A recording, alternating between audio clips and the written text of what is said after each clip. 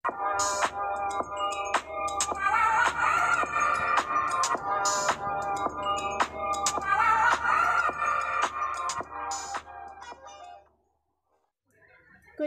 minasan. Ngayon, today, kakain kami ng dinner but we are using chopsticks.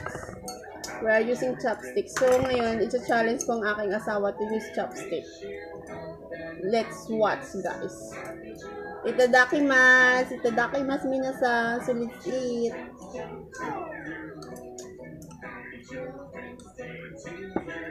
Pag ganito palagi, tagal natin matapos.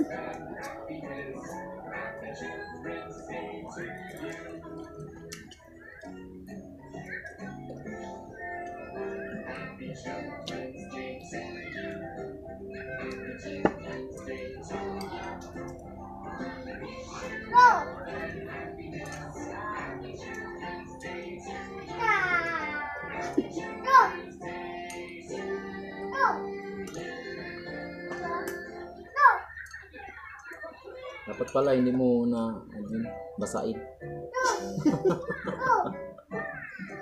Tignan nyo yung asawa ko, guys.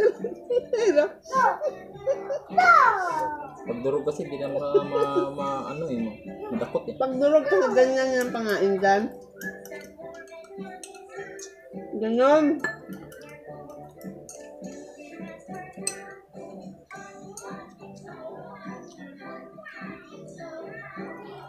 Ganun din. Kinamay nyo na, guys.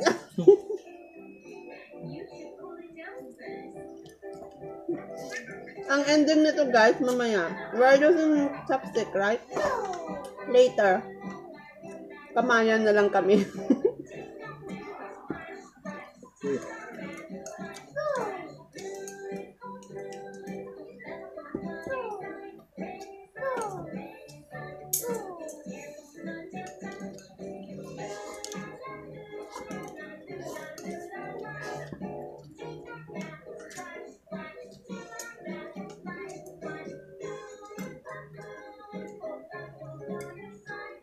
Siya kasi nag-request nito na gagamit daw kami ng chopstick. Gusto nang gumamit ng chopstick. Nagbiglan ko.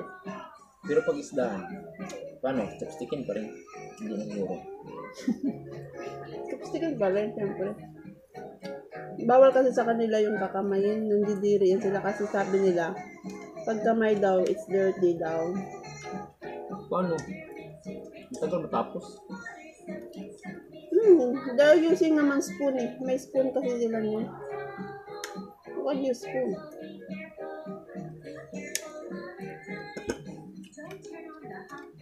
Huwag lang kamayin kasi hindi yan sila nagkakamay.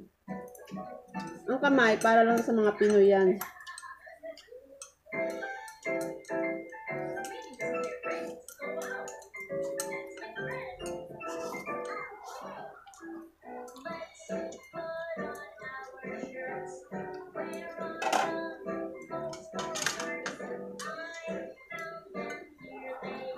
So, ubos pa rin kanin natin.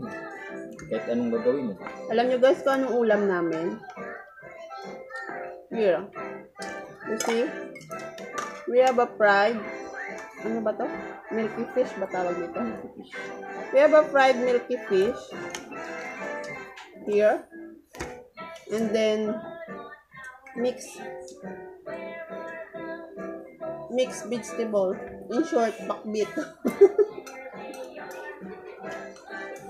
Pakbit ba yan? Awang ko.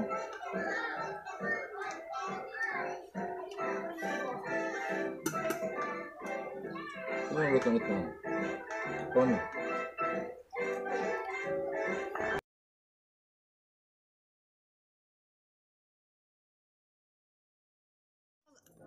Di ako guys nagkamali eh. Ang ending.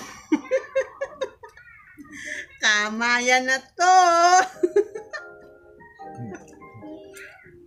Ay, nagkamay.